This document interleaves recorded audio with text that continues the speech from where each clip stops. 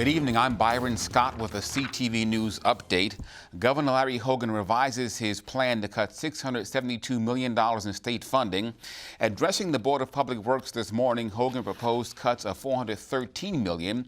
As the board approved the reductions, the governor said 3,100 workers could be laid off unless they come up with additional savings. Union leader Jerry Smith spoke with us about the budget dilemma. We are not opposed to the idea that there will be need for cuts, but our position is the cuts do not have to be made on July 1st. The state has not received all of the tax receipts, as I heard on the radio today, that you have till July 15th to submit your tax forms, and they're not changing that date. The governor is adjusting the budget to deal with the pandemic-related revenue losses. Well, the city of Laurel is opening its doors today. CTV's Keisha Butts is there with the details.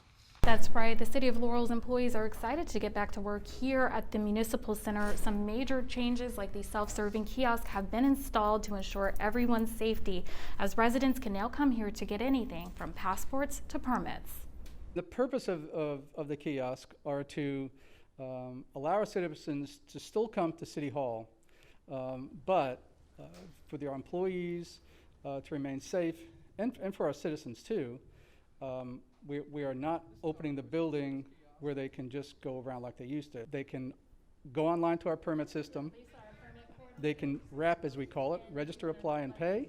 They can apply for a permit, and they can also pay their invoices. We have been very busy and very proactive in terms of getting all of our facilities ready for employees to return back to work. As you walk around our buildings, you'll see multiple sanitizing stations, hand sanitizing stations. We have gloves, we have masks available. Can you talk to me a little bit about the hands-free thermometer right there? The hands-free thermometer is really a scanning station. All you need to do is stand in front of it, and it automatically reads what your temperature is for the day. In Laurel, Keisha Butts, CTV News. A pop-up COVID-19 testing site comes to Capitol Heights. Katira Jones has that story. Health officials have been encouraging residents for months now to get tested. I'm actually here in Capitol Heights at a drive-through testing location, and I want to show you guys at home how it all works. Now, a driver will pull into this parking lot right here, and then a doctor will then administer the COVID-19 test. That person doesn't even have to get out of their car. Now, organizers want to make sure that residents who live in this community have access to testing.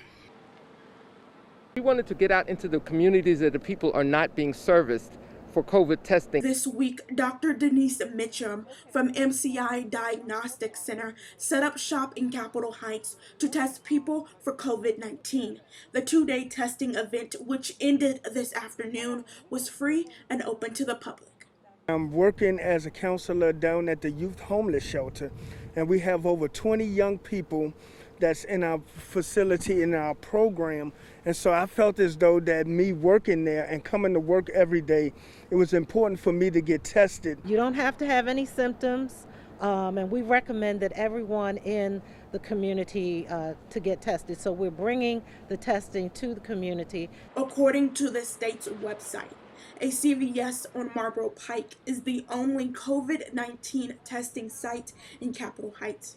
While testing is ramping up throughout Maryland, Rashida Jameson with United Communities Against Poverty is concerned that some sites aren't metro accessible. A lot of our customers that come to UCAP, majority of them don't have transportation. So then how do we expect them to get out to get tested?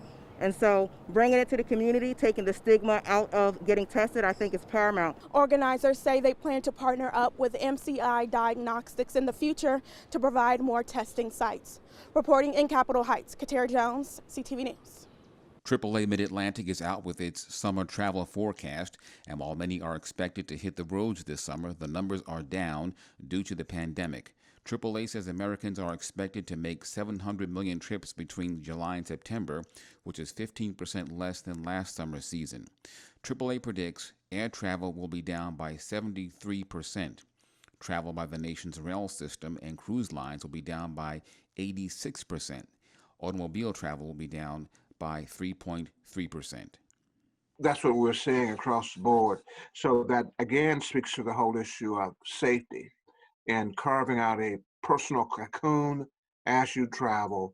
And the safest way, people think, and intuit, is to do it by automobile in their own personal space, their own personal automobile. Townsend says this year represents the first decline in summer travel since 2009.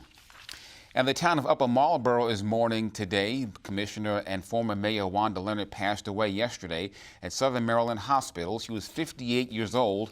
Current Mayor Linda Penoyer says, quote, "We are all devastated and shocked by her sudden passing."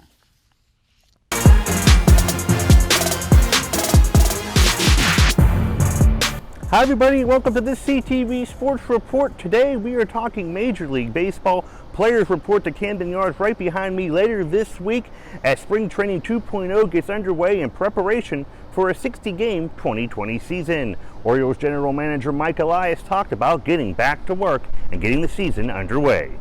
We're approaching the start of the resumption of the baseball season, and obviously that's great news, for everyone in our organization, everyone in our business, everyone who loves baseball. So it's really fun to join you tonight under the circumstances with our spring training 2.0 right around the corner. I think it's going to be kind of fun. I mean, it'll be interesting. I think it's going to fly by. I think playing the National League East a lot is going to be interesting. I didn't think that our strength of schedule, being an American League East team, could get any tougher, but it actually did. And we do have the toughest strength of schedule this year, so it's not going to be an easy road. But I do think it makes things a little less predictable. If someone goes down, you have to get somebody back in. How are you going to keep them game ready? For instance, how are you going to keep pitchers on a schedule? How are you going to keep these guys who aren't playing in the games game ready so they can step right in and play?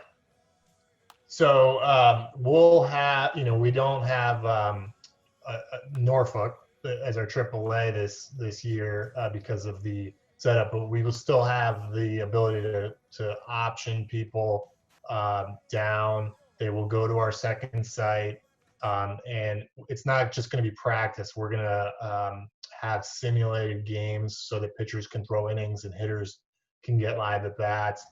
I'm sure we'll figure out a way to simulate, game environment as best as possible. But the pitchers will be able to log their innings and keep on a real inning schedule, which I think is the most important aspect of that.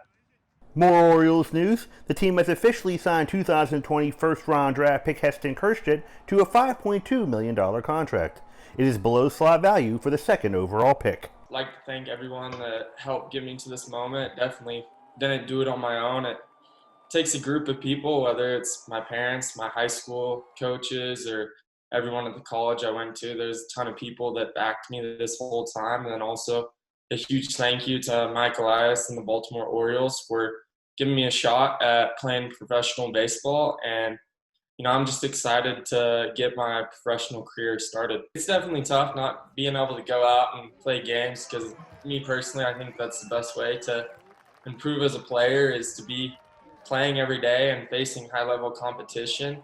And, it's definitely something you're going to have to work with. Every minor leaguer is struggling with the same thing. Nobody's going to face competition. So you're going to need to be a little bit creative in your training, and also making sure maybe you're getting live at bats wherever you're at with a group of guys, or doing a lot of machine work to simulate real at bats and things like that, just to stay prepared. And, you always got to keep improving. Major League Baseball is not the only sport restarting. The Washington Wizards and the NBA in Orlando getting set to resume the 2020 NBA season. We want to make the playoffs. It would be a great opportunity. There's no question. It would be a great opportunity to get involved in that play-in game and have the pressure of having to, win this next possession. And we want to go down there. Like I said, we're excited. I mean, I talked to all of our guys. Our guys they're ready to go down there. We're gonna be treated very well. The NBA. We had a big conversation yesterday with some teams and with the NBA, and I'm very impressed of all the work, and I'm thankful for all the work that they have done. They've done a great job. And that is your CTV Sports Report. And that's your CTV News Update. I'm Byron Scott.